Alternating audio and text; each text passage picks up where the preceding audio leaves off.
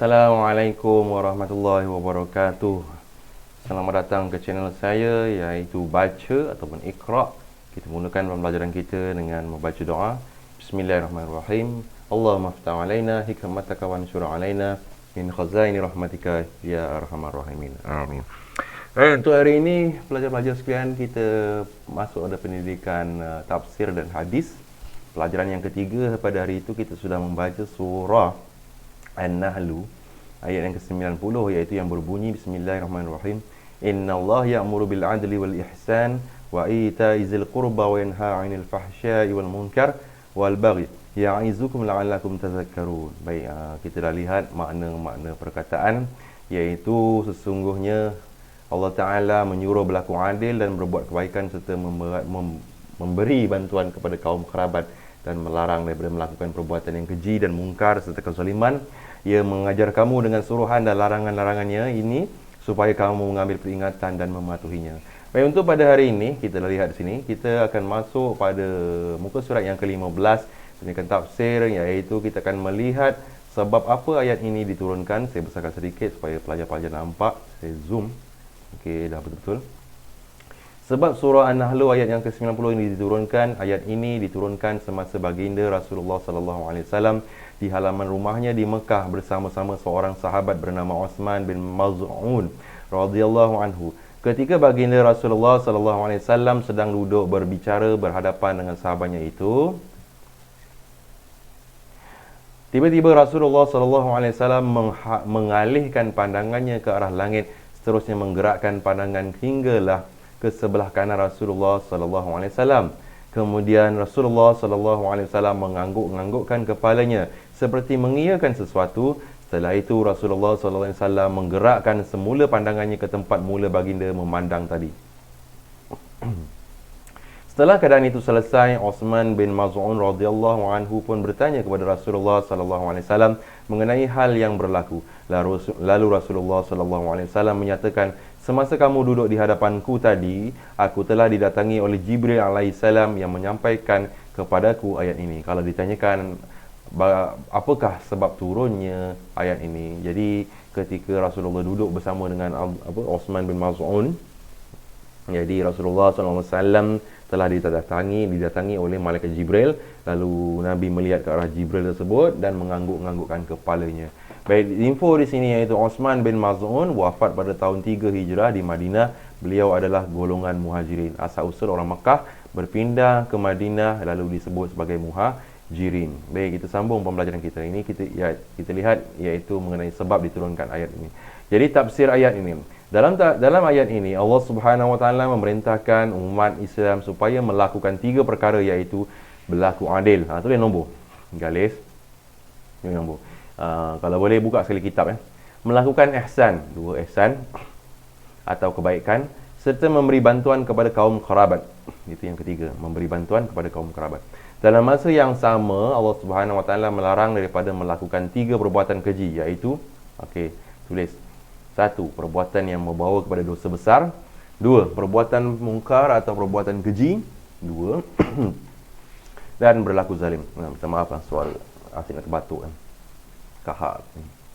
Okey, apakah tafsiran surah An-Nahlu ayat 90? Iaitu 3 perkara: melakukan ihsan, kebaikan, bantuan dan adil. Terbalik. Adil, ihsan dan bantuan. Adil, ihsan dan bantuan. Apakah larangan? 1. Iaitu perbuatan membawa dosa besar, perbuatan mungkar dan berlaku zalim. Okey, apa makna adil? Adil meletakkan sesuatu pada tempatnya. Apa makna zalim? Meletakkan sesuatu tidak pada tempatnya ataupun tidak menuruti perintah Allah Subhanahu wa taala. Baik, ini tafsiran ayat. Disambung surat 16, iaitu dia pecahkan dan kemudian dihuraikan satu persatu tentang adil, tentang ihsan dan juga tentang apa tadi? Allah lupa pula. Kita lihat satu persatu. Perbuatan yang diperintahkan dalam ayat ini iaitu adil, bererti memberikan hak kepada yang sepatutnya menerima hak. Bersifat adil semasa melaksanakan sesuatu perkara merupakan sesuatu kewajipan. Seseorang hakim yang menjalankan tugasnya dan seseorang bapa yang memberi nafkah kepada anak-anaknya wajib berlaku adil. Begitu juga dalam perkara yang lain, untuk melaksanakan keadilan, asas pegangan ialah takwa dan amanah, bukan berdasarkan kepada hawa nafsu atau akal fikiran yang tidak berpandukan syariat. Adil iaitu dalam sini, tafsiran di sini, memberikan hak, iaitu meletakkan hak kepada tempatnya. Kalau bapa ada anak, anak itu ada hak terhadap bapaknya. Contohnya nafkah. Isteri pun ia juga ada hak terhadap suaminya. Okey, sambung bawah. Kemudian ihsan. Ihsan iaitu buat kurungan, buat baik. Bererti melakukan sesuatu dengan cara yang paling sempurna. Ihsan boleh dilakukan pada perkara yang wajib dan juga yang sunat, seperti dalam melaksanakan ibadat, muamalat sesama manusia dan sebagainya. Bahkan ketika bermuamalat kepada makhluk lain pun, sifat ihsan tetap dituntut sebagaimana dalam hadis yang berarti, sesungguhnya Allah Ta'ala menetapkan perbuatan yang baik, iaitu ihsan, atas setiap sesuatu.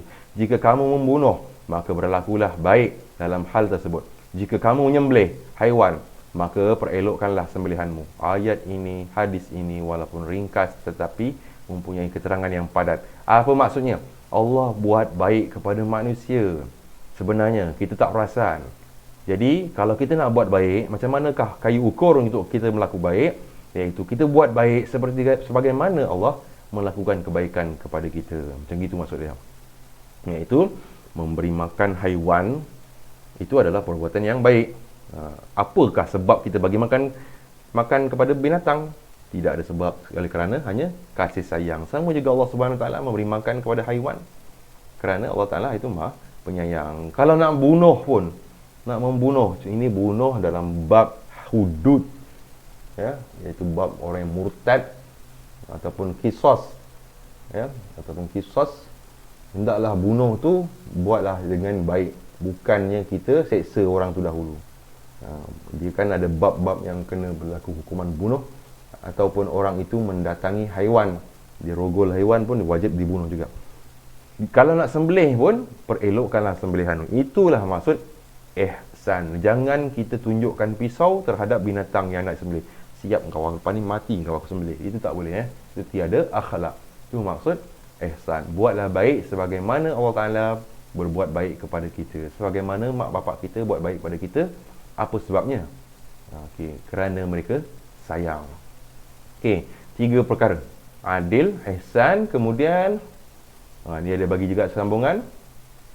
Ihsan juga berarti memberi pertolongan kepada orang lain, membalas budi dengan sebaik-baiknya dan memberi kemaafan atas kesalahan orang lain terhadap kita. Jangan berlaku sombong apabila kita ada orang meminta maaf kepada kita. Orang meminta maaf tu sebenarnya orang yang baik. Jadi kita pun maafkan pun orang yang baik. Kalau kita tidak maafkan, maka kita menjadi syaitan. Kenapa syaitan? Syaitan itu berlaku sombong. Kemudian itaizil qurba, iaitu menghulurkan pertolongan. Ini yang ketiga, ihsan,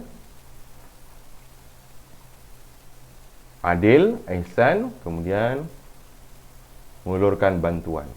Yang ketiga, mengulurkan pertolongan, pemberian nafkah, perhatin dan sebagainya kepada kaum kerabat, sama ada dalam perkara yang wajib maupun yang sunat. Kaum kerabat merupakan golongan yang perlu diberi keutamaan untuk diberi pertolongan atas dasar pertalian silaturahim yang kuat dengan sebab-sebab keturunan. Ingat, ini sebenarnya ada sambungan dia punya hadis, iaitu kalau kita bersedekah kepada ahli keluarga kita, kita mendapat 900. Maksud sedekah tu bagi nafkah, belanja ayah makan, belanja anak makan, bagi nafkah apa semua tu dapat 900. Kalau kepada ni kepada orang lain 700 lebih. Maknanya lebih besar pahalanya, iaitu memberi bantuan kepada ahli keluarga kita berbanding memberi bantuan kepada orang lain. Walau macam mana pun itu adalah wajib. Dan buat wajib pun kita dapat pahala. Perbuatan yang dilarang, kita lihat di sini dibagikan kepada 3 bahagian juga. Perbuatan yang dilarang yang pertama fahsya. Fahsya iaitu perbuatan keji yang dilarang oleh Allah Subhanahu Wa Taala yang mengakibatkan pelakunya mendapat dosa besar, seperti perbuatan zina, minum arak, mencuri dan merompak. Ini disebut fahsya, keji. Dia bagi contoh zina, arak, mencuri dan merompak. Keji di sini iaitu kesan dia adalah memang keji. Tidak ada orang dalam dunia pun yang menyatakan perbuatan minum arak itu baik sebenarnya. Sekarang ni saja orang mengatakan minum arak tu baik. Dulu-dulu pun tak ada sebenarnya. Mencuri dalam mana-mana tempat pun orang tidak mengatakan ianya baik, malahan ianya buruk. Berzina sebenarnya dalam dunia ini pun tidak, orang tak suka berlakuan zina. Ini memang perbuatan yang keji. Kemudian mungkar. Baik, sambungan daripada perbuatan keji itu, mungkar adalah segala perbuatan keji dan buruk yang dilarang oleh Allah Taala, selain daripada perbuatan yang dosa besar seperti menyakiti atau merosakkan harta benda orang lain, mengumpat, menipu, khianat dan sebagainya. Mungkar dan keji, fahsyak dan mungkar sebenarnya nampak sama tapi dia berbeza. Yang fahsyak ni lebih kepada merosakkan dalaman dan merosakkan kemasyarakatan, merosakkan diri sendiri. Kalau mungkar di sini iaitu perbuatan yang berkait dengan dosa-dosa besar. Segala perbuatan keji dan buruk yang dilarang oleh Allah Taala daripada perbuatan dosa-dosa besar, seperti menyakiti atau merosakkan harta benda orang lain, mengumpat, menipu, khianat dan sebagainya. Baik, ini dilarang oleh Allah Subhanahu Wa Taala. Wal baghi iaitu melampau batas syariat dengan menzalimi atau menceroboh hak orang lain. Baghi iaitu melampau-lampau. Kalau dia berdebat pun dia melampau-lampau. Dia nak menang saja. Sampaikan hak orang lain pun dia ambil. Masuk rumah orang tu kira menceroboh, baghiyun. Ya, masuk ke tempat orang lain kemudian dia menceroboh, itu pun dikira baghiyun. Kemudian yang terakhir untuk hari ini iaitu yang muka 18 yang terakhir, betul lah. Okey. Jadi rumusan dia peringatan Allah Subhanahu Wa Taala. Dalam ayat ini Allah Subhanahu Wa Taala mengingatkan manusia supaya melakukan kebaikan dan menghindari segala larangan agar manusia sentiasa berada pada jalan yang benar dan sedar akan keagungan Allah Subhanahu Wa Taala, pemilik hari pembalasan. Allah Taala mengingatkan kita ni kena buat yang baik, larang buat yang buruk. Kerana apa? Kerana Allah Taala itu Maha Agung dan kita ada hari pembalasan. Pengajaran ayat ini, segala perintah dan larangan Allah Subhanahu Wa Taala terhadap manusia adalah untuk kebaikan dan manfaat manusia itu sendiri, sama ada bagi kehidupan mereka di dunia maupun akhirat. Allah Taala suruh tu adalah untuk kita, tidak kena mengena pun dengan Allah Subhanahu Wa Taala. Disuruh kita berlaku adil yang untung kita, ya.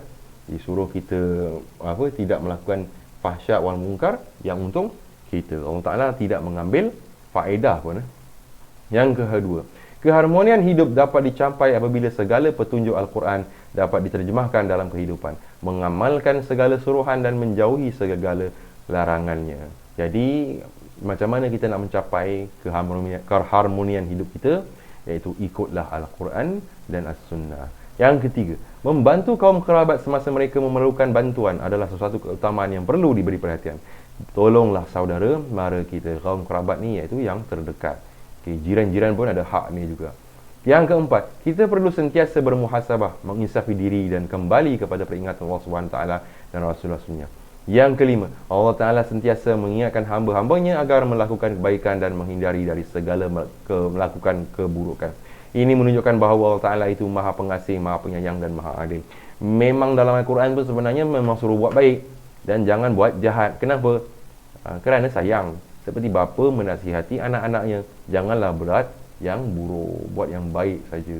Tidak ada bapa yang suka anak dia buat yang buruk. Adakah bapa suka bila anak mencuri? Kita lihat di sini menginfo pembelajaran sebagai penambahan saja. Muhasabah iaitu menilai diri untuk pembaikan diri sendiri. Insaf iaitu memahami sesuatu perkara sehingga memperolehi kesedaran. Insaf maknanya sedar. Apakah yang kita pelajari pada hari ini? Yang kita pelajari hari ini iaitu sebab diturunkan ayat, iaitu Jibril bertemu Rasulullah ketika Rasulullah bersama Osman bin Maz'un. Dan kemudian dalam taksiran ini iaitu Allah menyuruh kita melakukan adil, ihsan dan juga memberi bantuan. Kemudian melarang melakukan perbuatan keji, fahsyak wal munkar dan dosa besar. Kemudian jangan berlaku zalim. Kemudian pengertian adil, ihsan dan contoh-contohnya, dan juga ita izil qurba, memberi pertolongan kepada kaum kerabat, dan perbuatan yang dilarang. Apakah pengertian fahsyak, keji, mungkar iaitu dosa-dosa besar, baghiyun iaitu menzalimi ataupun menceroboh. Kemudian pengajaran daripada ayat. Jadi mungkin video laju sebab saya nak pendekkan video ini. Semoga ia bermanfaat kepada kita bersama. Pelajar-pelajar sekalian, jadi cubalah siapkan tugasan daripada awal pembelajaran kita, iaitu muka surat 1 lah dalam buku aktiviti, sehingga lihat dah pengajaran ayat, iaitu tentang suruhan Allah Ta'ala dan larangan-larangannya. Jadi itu, Assalamualaikum warahmatullahi wabarakatuh.